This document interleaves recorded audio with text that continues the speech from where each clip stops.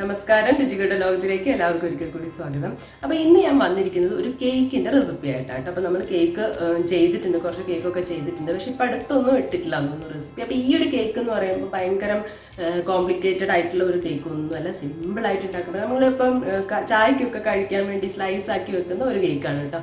അപ്പോൾ ഒരു ബനാന കൊണ്ടാണ് ഉണ്ടാക്കിയിരിക്കുന്നത്. ബനാന എന്ന് പറയുമ്പോൾ നല്ല പഴുത്ത ബനാനയാണെങ്കിലാണ് അത് റോബസ്റ്റയാണ് എടുത്തിരിക്കുന്നത്. പഴുത്തതാണെങ്കിൽ അത്രയും നല്ലതാണ്. അപ്പോൾ എളുപ്പം ഉണ്ടാക്കിയെടുക്കുകയും ചെയ്യും. ഇപ്പം ഞാൻ ഓവനിലാണ് ചെയ്തിരിക്കുന്നത്, ഒരു 30 മിനിറ്റ്സ് എടുത്താണ് ചെയ്തിരിക്കുന്നത്. ഇതുപോലെ തന്നെ നമുക്ക് കുക്കറിലും ചെയ്തെടുക്കാം. അപ്പോൾ കുക്കറിൽ കേക്ക് ചെയ്യുന്നത് എങ്ങനെയാണെന്നുള്ളത് നമ്മൾ വീഡിയോ ചെയ്തിട്ടുണ്ട് ഇതിനു മുമ്പ്. അപ്പോൾ അതൊന്ന് എടുത്ത് നോക്കിയാൽ മതി, വളരെ എളുപ്പത്തിൽ ഉണ്ടാക്കിയെടുക്കാം. അപ്പോൾ എന്തായാലും എങ്ങനെയാണ് ഈ ഒരു ബനാന കേക്ക് ഉണ്ടാക്കുക എന്നുള്ളത് നമുക്കൊന്ന് കണ്ടുവരാം.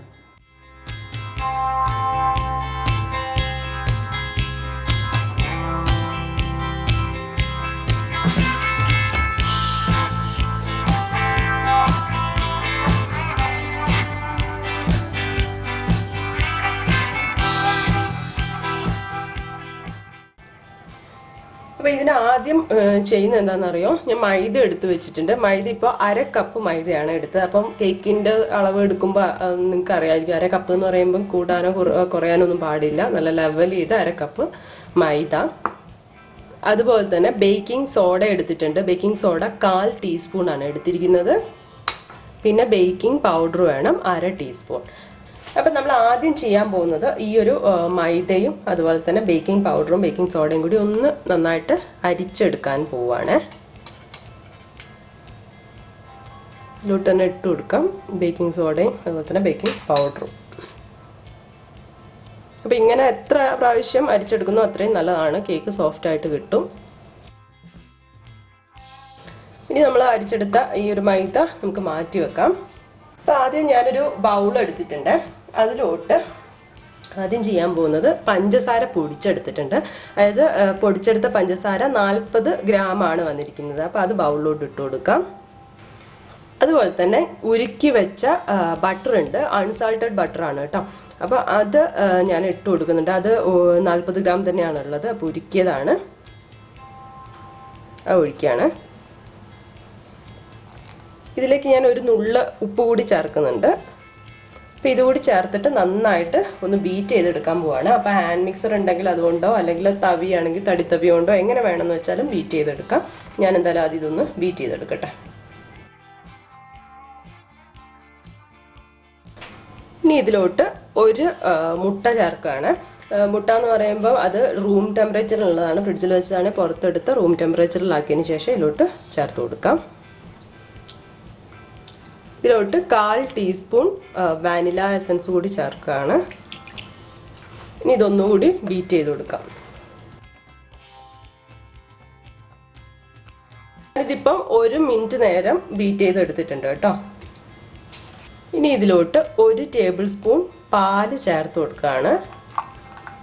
എന്നിട്ട് ഒന്നുകൂടി 1 മിനിറ്റോളം ഒന്നുകൂടി ബീറ്റ് ചെയ്തെടുക്കാൻ പോവാണ്. ബീറ്റ് ചെയ്ത് റെഡി ആയിട്ടുണ്ട്. 2 പഴം എടുത്തിട്ടുണ്ട്, 2 ചെറിയ പഴമാണ് എടുത്തിട്ടുണ്ട്, റോബസ്റ്റ പഴമാണ്. അപ്പോൾ ഇനി ഇത് അരിഞ്ഞ് ഇടാൻ പോവാണ്. ഇതിലോട്ട് ജസ്റ്റ് അരിഞ്ഞിങ്ങനെ ചേർത്താൽ മതി. നന്നായിട്ടൊന്ന് മിക്സ് ചെയ്ത് കൊടുക്കാം. മിക്സ് ചെയ്ത് കൊടുക്കുമ്പോൾ ഈ പഴം ഉണ്ടല്ലോ, അപ്പോൾ അത് ജസ്റ്റ് ഒന്ന് ഇങ്ങനെ അടിച്ചു കൊടുക്കാൻ വേണ്ടിയിട്ട് ശ്രദ്ധിക്കുക. നിങ്ങൾക്ക് അരച്ചിട്ട് വേണമെങ്കിൽ ചേർക്കാം. അപ്പം അതിന് നല്ലത് ഇതാന്ന് തോന്നുന്നു. ഒന്ന് ജസ്റ്റ് എന്താണ് മിക്സ് ചെയ്യുന്നത് വെച്ചാൽ ഇങ്ങനെ ഒന്ന് പഴം ഉടച്ചു കൊടുത്താൽ മതി. അപ്പം ഇതിപ്പോൾ നന്നായിട്ട് പഴമെല്ലാം മിക്സ് ആയിട്ട് കേട്ടോ, പറ്റുന്നത്ര ഞാൻ ഇങ്ങനെ ഉടച്ചു കൊടുക്കുകയും ചെയ്തിട്ടുണ്ട്. ഇനി നമ്മൾ ഇതിലോട്ട് നമ്മൾ അരിച്ചു വെച്ചിട്ടുണ്ടായിരുന്നല്ലോ മൈദയും അതുപോലെ ബേക്കിംഗ് സോഡയും ബേക്കിംഗ് പൗഡറും എല്ലാം കൂടി, അത് കുറച്ചായിട്ട് ചേർത്തൊന്ന് ഇളക്കി കൊടുക്കുകയാണ്. അപ്പം അതൊക്കെ ഒന്ന് ഇളക്കി കൊടുത്താൽ മതി കേട്ടോ, ഒരുമിച്ചിടരുത്.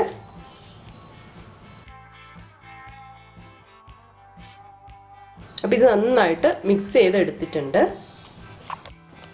ഇനി ബേക്ക് ചെയ്യാൻ വേണ്ടിയിട്ട് ഒരു ബേക്കിംഗ് ടിൻ എടുത്തിട്ടുണ്ട് കേട്ടോ. ഈ ഒരു ഷേപ്പിലാണ് എടുത്തത്. എന്നിട്ട് അതിൽ ഞാൻ ബട്ടർ നന്നായിട്ട് തടവി വെച്ചു. ഇനി ഇതിൻ്റെ ഒരു 1/4 ഭാഗം നമുക്ക് ബാറ്റർ ഒഴിച്ചു കൊടുക്കാം. ഫുള്ളായിട്ട് ഒഴിക്കരുത് കേട്ടോ, കാരണം ഇത് പൊന്തി വരും. അതുകൊണ്ട് 1/4 ഭാഗം ഒഴിച്ചു കൊടുക്കാം. അപ്പോൾ പാനിലോട്ട് ഒഴിച്ചു കൊടുത്തു. ഇനി ഒന്ന് ജസ്റ്റ് ഒന്ന് ഒരു 3-4 തവണ ഒന്ന് ടാപ്പ് ചെയ്ത് കൊടുക്കണം. എയർ ബബിൾസ് ഒക്കെ എന്തെങ്കിലും ഒന്ന് പോകാൻ വേണ്ടിയാണ്. അപ്പം ഞാൻ ഓവൻ പ്രീഹീറ്റ് ചെയ്തെടുത്തു. 175 ഡിഗ്രിയിൽ ഒരു 10 മിനിറ്റ്സാണ് പ്രീഹീറ്റ് ചെയ്തത്. ഇനി ഇതിലോട്ട് നമുക്ക് ഈ കേക്കിൻ്റെ ബാറ്റർ വെച്ച് കൊടുക്കാം കേട്ടോ. ഇനി നമ്മൾ ഒരു 20 to 30 മിനിറ്റ്സ് ആയിരിക്കും ബേക്ക് ചെയ്യാൻ വേണ്ടത്. അപ്പോൾ എന്തായാലും ഞാനൊരു 20 മിനിറ്റ്സ് വെക്കുന്നു. അതിന് ശേഷം നമുക്ക് നോക്കിയിട്ട് ടൈം കൂട്ടി കൊടുക്കാം കേട്ടോ. ഇപ്പോൾ ഒരു 30 മിനിറ്റ്സ് കഴിഞ്ഞിട്ടുണ്ട് കേട്ടോ. ഞാൻ 20 മിനിറ്റ്സ് കഴിഞ്ഞു. അപ്പോൾ ഒരു ഫോർക്ക് വെച്ച് നോക്കിയപ്പോൾ ആയിട്ടില്ല. അപ്പോൾ ഞാനൊരു 10 മിനിറ്റ്സ് കൂടി വെച്ചിട്ടുണ്ട്. ഞാൻ പുറത്തെടുക്കുകയാണ്. കണ്ടോ, അപ്പോൾ നന്നായിട്ടായിട്ട് വന്നിട്ടുണ്ട്. ഇനി നമുക്ക് തണുത്തതിന് ശേഷം കട്ട് ചെയ്തെടുക്കാം. അപ്പോൾ നമ്മുടെ കേക്ക് ചൂടൊക്കെ തണിഞ്ഞു. അപ്പം നോക്കിയേ, നല്ല സോഫ്റ്റാണ്. അപ്പോൾ ഇത് നോക്കി സൈഡിൽ നിന്നൊക്കെ വിട്ട് വന്നിട്ടുണ്ട്. വേറെ പ്ലേറ്റിലോട്ടൊന്നും ആക്കണ്ട, എളുപ്പം തന്നെ നമുക്ക് കിട്ടും. ഇരുന്ന് നമുക്ക് കിട്ടും. അതായത് ഞാൻ കയ്യിലോട്ടാക്കുമ്പോഴത്തേക്കും ഇങ്ങനെ വന്നിട്ടുണ്ട്. ഞാൻ ഈ പ്ലേറ്റിലോട്ട് വെക്കുകയാണ് കേട്ടോ. കണ്ടില്ലേ, നല്ല സോഫ്റ്റാണ്, നല്ല സോഫ്റ്റായിട്ട് വന്നിട്ടുണ്ട്. ഇനി നമുക്കിത് കട്ട് ചെയ്യാം. ഞാനിത് കട്ട് ചെയ്യാൻ പോവാം കേട്ടോ. അങ്ങനെ ടേസ്റ്റി ആയിട്ടുള്ള ബനാന കേക്ക് ഇവിടെ റെഡി ആയിട്ടുണ്ട്. നല്ല സോഫ്റ്റാണ്. നമുക്ക് ശരിക്കും പറഞ്ഞു കഴിഞ്ഞിട്ടുണ്ടെങ്കിൽ ആ ചായയുടെ കൂടെ ഒന്നെടുത്ത് കഴിഞ്ഞാൽ പിന്നെയും കഴിക്കാൻ തോന്നും. അത്രയും ടേസ്റ്റാണ്. നല്ല പഴുത്ത പഴം ഉണ്ടെങ്കിൽ പിന്നെ പറയുകയും വേണ്ട. അപ്പോൾ എന്തായാലും നിങ്ങൾ ട്രൈ ചെയ്ത് നോക്കുക. വളരെ എളുപ്പമാണ്, സിമ്പിളാണ്. പിന്നെ അതുപോലെ തന്നെ നമുക്ക് ഓവൻ വേണമെന്നൊന്നും ഒരു നിർബന്ധവും ഇല്ല. ഞാൻ കുക്കറിൽ കേക്ക് ചെയ്യുന്ന കാണിച്ചിട്ടുണ്ട്. അതുപോലെ തന്നെ കുക്കറിൽ വേണമെങ്കിൽ ചെയ്തെടുക്കാം. അപ്പോൾ എന്തായാലും ട്രൈ ചെയ്ത് നോക്കുക. എന്നിട്ട് എങ്ങനെയുണ്ട്, ഇഷ്ടപ്പെട്ടോ എന്നൊക്കെ കമൻസ് ആയിട്ട് അറിയിക്കുക. പുതിയൊരു വീഡിയോ കാണുന്നവരെ ബൈ.